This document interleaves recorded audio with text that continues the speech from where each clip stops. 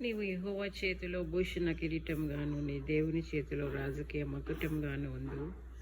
విడవబడిన దానివని ఇక మీదట నీవు అనబడవు. పాడినదని ఇక నీ దేశం గురించి చెప్పబడదు. ఎప్సిబా అని నీకు నుబ్యులా అని నీ భూమికి నీ పేర్లు పెట్టబడును. యెహోవా నిన్ను గూర్చి ఆనందించుచున్నాడు. నీ దేశము వివాహితమగును. చూడండి, బ్యూలా, హెప్సిబా అని ఉన్నాయి కదా. హెప్సిబా అంటే ఇష్టరాలు, బ్యూలా అంటే పతివ్రత అని అర్థం అన్నమాట. మీకు అర్థమైందా? నువ్వు దేవుడిని నమ్ముకుంటే నీ పరిస్థితి ఏదైనప్పటికీ కూడా నీవు దేవునికి ఒక ప్రియురాలుగా, నువ్వు ఇష్టరాలుగా మార్చబడుతున్నావు. తర్వాత నీవు పతివ్రతగా మార్చబడుతూ ఉన్నావు. ఇప్పుడు దేవునికి ఇష్టమైన జీవితాన్ని నువ్వు జీవించినప్పుడు. ఓకేనా?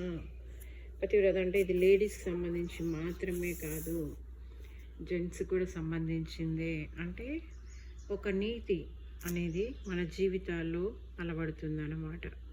మీకు అర్థమైందా? అదే ఆ నీతి యేసుప్రభు వారు. యేసుప్రభు వారిని మనం ధరించుకున్నప్పుడు ఆ నీతిని మనము పొందుకుంటున్నాం అన్నమాట. అప్పుడు నువ్వు బ్యూలాగా, హెప్సిబాగా మార్చబడతావు.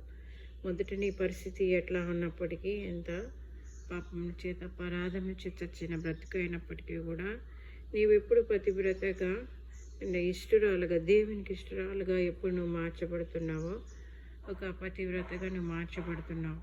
అంటే ఒక పరిశుద్ధత అన్నమాట మన జీవితాల్లో అలవడుతుంది. ఒక నీతి మన బ్రతుకుల్లో అలవడుతుంది అన్నమాట. మీకు అర్థమైందా?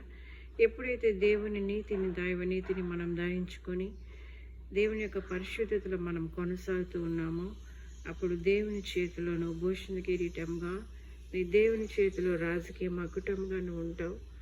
విడువమని దానివని అనబడు, పాడైందని దేశం గురించి చెప్పబడుతూ నీ పరిస్థితి ఏదైనప్పటికీ కూడా ఎప్పుడైతే నువ్వు దేవుణ్ణి నీకు ప్రాణప్రదంగా చేసుకుంటావో, యేసు ప్రభువుకి వశిక్కవత్తర భక్కుని వారికారవ నీ హృదయంలో ప్రథమ స్థానాన్ని ఇస్తున్నావో, నీవు అట్టి రీతిగా మార్చబడతా ఉన్నావు. హెప్సిబాగా, బ్యూలాగా మార్చబడతా ఉన్నావు.